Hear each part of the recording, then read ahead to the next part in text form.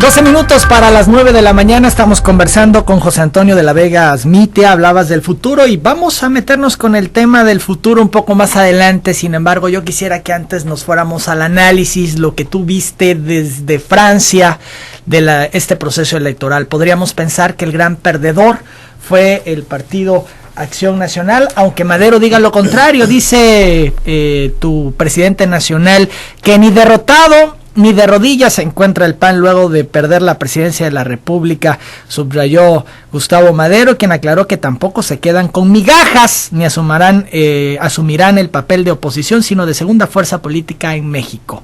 Es lo que dice Madero, que se mantiene en la dirigencia. Sin embargo, es un descalabro, no se puede negar lo que le ocurre al PAN al perder la presidencia de la República, y por otro lado lo que le ocurre en Tabasco, donde hay un retroceso de cómo habían venido los números de Acción Nacional, de tener alcaldías, a perderlas, a no obtener ninguna, etcétera. ¿Cómo viste este proceso desde París, desde el extranjero? ¿El gran perdedor es tu partido, Acción Nacional, Pepe Toño? Bueno, evidentemente, desde el punto de vista de que se pierde la presidencia de la República después de 2 administraciones consecutivas, pues sí se puede hablar de más que de un descalabro, pues de una derrota política de grandes dimensiones. La posición más importante se pierde. Por supuesto, y bueno, eso, el partido debe estar ahorita en un ejercicio de reflexión autocrítica, como creo que ya está ocurriendo de manera natural, porque yo creo que viéndolo un poco desde fuera y con muchas gentes con las que he podido platicar a nivel nacional, pues la coincidencia es precisamente que se perdió el rumbo, que se empezaron a cometer una serie de vicios con los candidatos. O sea, ya no era tanto el poner el perfil del hombre o de la mujer que pudiera representar los principios de doctrina que han caracterizado al Partido Acción Nacional, sino que en muchas candidaturas, tanto en gubernaturas como en candidatos al Senado, candidatos a diputados federales, pues se privilegió precisamente el tema electoral, la eficacia electoral, en un afán de ganar elecciones a como diera lugar, y eso hizo que en muchos casos se perdiera el rumbo. ¿Se equivocaron con Josefina Vázquez Mota? Pues mira, yo pienso hablan de que fue una muy mala candidata e hizo una muy mala campaña. Yo creo que hubo errores en la organización de la campaña, sin duda, debido a gentes que quizá no tenían la suficiente experiencia para coordinar una campaña presidencial, y lo vemos. Bueno, el coordinador de la campaña era una gente que jamás en la vida había estado en una campaña electoral, ya no digas en la coordinación de una campaña presidencial. Entonces yo creo que hubo demasiada improvisación, ingenuidad. Por el contrario, pienso que Josefina es una gente con valores, una gente preparada. Sin embargo... pero para ser candidata presidencial, pues, ¿le daba para eso, Pepe Toño? Fue el único partido que hizo una consulta interna a su militancia para elegir a su candidato, y ella fue la triunfadora. Y en la democracia, pues eso cuenta mucho, y en el PAN se ha creído mucho en estos valores. Por otro lado, se evidenció que el presidente tenía su propio candidato, y obviamente generó Josefina esta expectativa en el panismo nacional de que era la candidata en contra de la línea, y eso pues genera simpatías. Recordemos que como lo fue Calderón, ¿no? Es exactamente Fox. Lo mismo cuando... Nada Fox, más que Fox sí cerró filas en relación a Calderón, a pesar de todo. Así es. Sin embargo, yo creo que eso no se lo podemos reprochar al presidente de la República, Emanuel. Vimos a un presidente de la República, después de que el Instituto Federal Electoral da el informe de los resultados electorales, feliz. Llamó la atención, se comentó, fue tema en todas las mesas de análisis. Un presidente de la República que estaba perdiendo su partido en la presidencia, pero que se le veía en el rostro felicidad, como si hubiese ganado su candidato. La expresión de Calderón lo decía todo. Yo no lo pondría así, en esos términos, pero sí creo que no intervino. Y yo creo, Emanuel, que durante muchísimos años hemos precisamente pugnado, hemos luchado para que precisamente los presidentes de la República no intervengan. esa propia intervención de Fox que hizo al final de la administración fue muy cuestionada por los actores políticos. Creo que los presidentes tienen el derecho de opinar, de manifestarse en favor de su candidato, pero no deben operar desde las instancias del poder público para favorecer a los candidatos de su partido. Creo que Calderón actuó como un demócrata en ese sentido. Sin embargo, se le veía feliz. Pues mira, contento, no se le veía, pues, caramba, con la tristeza de que su partido no era el primer ahí lugar. Sí podemos entrar en el terreno de las apreciaciones personales. Yo siento que él vio venir las cosas muy complicadas. Creo que las instituciones de este país no estuvieron a la altura para impedir finalmente que un candidato como Peña Nieto pudiese, con muchos años de anticipación, prácticamente todo su sexenio como gobernador del Estado de México, en precampaña, abiertamente, contradiciendo y contraviniendo todas las disposiciones, la jurisprudencia del Tribunal Electoral del Poder Judicial de la Federación, de las propias disposiciones del Código Federal de Instituciones y Procedimientos Electorales, y no se tuvo la capacidad, lo que evidencia que el Instituto Federal Electoral está rebasado precisamente para poner orden en todas estas instancias que le buscan la vuelta a la ley a través de mecanismos de publicidad en los que aparentemente no hablan del tema electoral, no hablan de su aspiración electoral, pero salen todos los días en horario AAA, generando condiciones de inequidad respecto de futuros aspirantes a las candidaturas. Entonces creo que las instituciones quedaron rebasadas.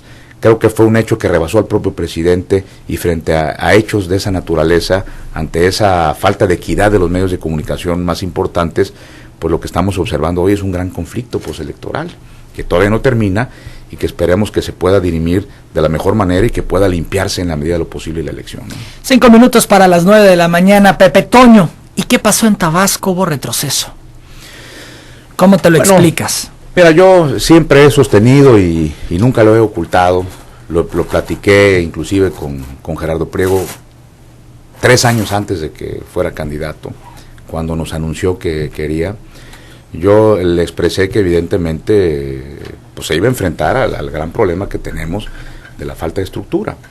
El partido, después de 12 años, y ahí ubicaré un poco parte de la reflexión que se tiene que hacer en el PAN, 12 años de administración panista, donde los panistas más destacados estuvieron precisamente en las delegaciones federales, y el partido como que no estuvo a la altura de esa dinámica que se generó con que los principales cuadros del PAN ocuparan cargos importantes en las delegaciones, no para favorecer desde las delegaciones y de sus normativas al PAN, sino que de ahí estaban surgiendo figuras que a partir de ese momento se convirtieron en figuras públicas más conocidos, ya no el grupo selecto dentro del PAN, donde pues nadie sabía quiénes eran esas personalidades, y creo que no se aprovechó. Creo que muchos de ellos prefirieron pues estar en la administración y se olvidaron del partido. Y ese fue uno de los aspectos que no nos permitió crecer, que no hubo avances. Aunque sí, hace 3 años hubo un repunte, logran 2 alcaldías, otra diputación. Pero mira, yo eso lo quisiera poner en la dimensión que realmente tiene.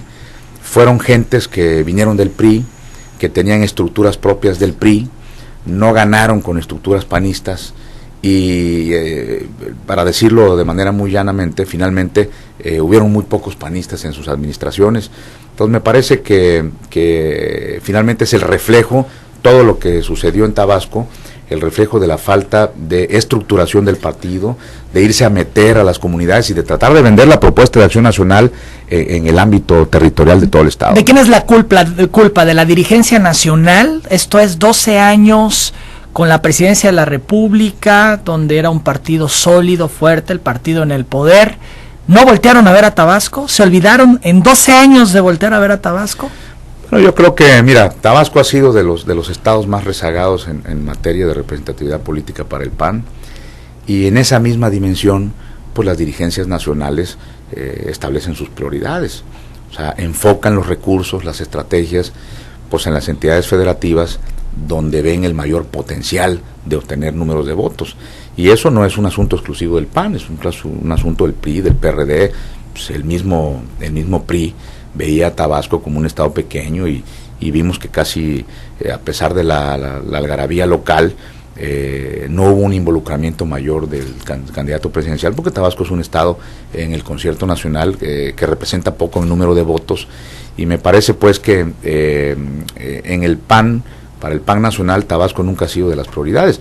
Cuando ha habido elecciones, como en el caso pasado de Emiliano Zapata y Balancán, sí hubo una estrategia, porque las encuestas daban la posibilidad a los candidatos que estaba postulando el PAN para ganar. Entonces vino el presidente, se destinaron recursos específicos de las prerrogativas nacionales y se pudieron ganar esas dos candidaturas a alcaldías. Sin embargo, para el resto no hubo una estrategia, y ahora las mismas encuestas pues hacían ver como que no hubiera la importancia debida. Y aunque Gerardo Priego hizo un gran esfuerzo, que hay que reconocerlo, como candidato, me parece que no hubo el debido acompañamiento de parte de las estructuras del partido. Y ahí debe estar la principal reflexión del Partido Acción Nacional, para que en el futuro podamos construir estos acuerdos, se pueda el partido involucrar más con la sociedad, trabajar más a nivel territorial, para poder difundir la propuesta de Acción Nacional, que me parece que es una propuesta noble. Las instituciones rebasan a los hombres, y son los hombres los que se han equivocado en este caso. Hay quienes dicen que si con 12 años en la presidencia no hicieron nada en Tabasco, ahora que la han perdido, no va a pasar nada con el PAN en la entidad. ¿Tú qué piensas al respecto? Pero yo pienso que independientemente de los resultados, el partido debe de ser un actor importante junto con los otros espacios políticos, junto con los otros actores.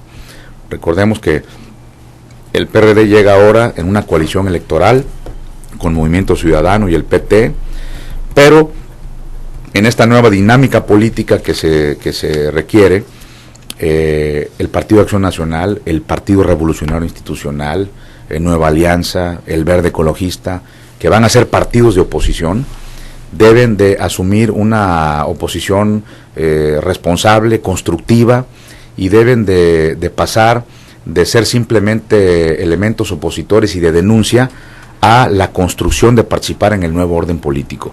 En un régimen democrático, Emanuel, precisamente lo que se busca es que los actores políticos participen en la construcción del orden político, y no ser solamente espectadores y recibir un orden previamente establecido, que ha sido caracterizado el régimen político en Tabasco por ser un orden político donde se controla todo, donde desde el poder público se busca tener todos los elementos para nulificar la transparencia, para nulificar la creatividad de la sociedad, de los actores políticos. Entonces yo creo que ahora se le presenta la oportunidad a todos estos partidos, incluyendo al Partido Acción Nacional, para sumarse a la construcción de una nueva visión de Estado, donde todos participen en la creación de las leyes y de los idearios que están consignados en las plataformas políticas de cada instituto político. Son las 9 de la mañana con 2 minutos. Vamos a la pausa. Regresando, vamos a platicar, Pepe Toño, de Arturo Núñez y de tu futuro. ¿Te parece? Claro que sí. Volvemos. La Cooperativa de Consumo Ganaderos le invita a celebrar su tradición